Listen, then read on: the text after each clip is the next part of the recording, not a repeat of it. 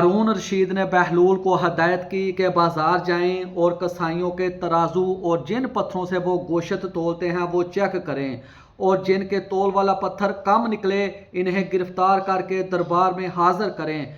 बहलूल बाजार जाते हैं, पहले कसाई का तोल वाला पत्थर चेक करते हैं तो वो कम निकलता है। कसाई से पूछते हैं कि हालात कैसे चल रहे हैं।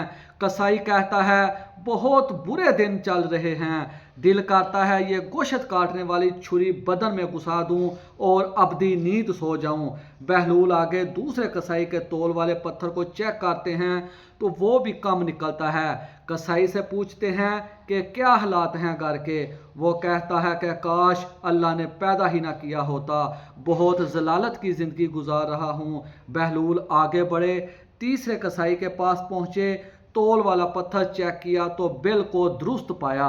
कसाई से पूछा कि ज़िंदगी कैसी गुजर रही है। कसाई ने कहा अल्लाह ताला का लाख लाख शुक्र है, बहुत खुश हूँ, अल्लाह ताला ने बड़ा ही करम किया है, औलाद नेक है, ज़िंदगी बहुत अच्छी गुजर रही है। बहलूल वापस आते हैं, सुल्तान हारून रशीद पूछते हैं कि क्या सूरत हाल है। बहलूल कहते हैं कि कई कसाईयों के तोल वाले पत्थर कम निकले हैं। सुल्तान ने गुस्से से कहा कि फिर इन्हें गिरफ्तार करके लाए क्यों नहीं। बहलूल ने कहा अल्लाह ताला इन्हें खुद सजा दे रहा था, उन पर दुनिया तंग कर दी थी तो यहाँ लाने की क्या ज़रूरत थी। आज हमारे भी कुछ यही हालात हैं, हमने भी दुनिया को अपनाया है, उसी की फिक्र है, हराम हलाल और आखिरत की फिक्र ही नहीं। हमारे पेज को फॉलो करें। शुक्रिया, जज़ाकल्लाह खैर।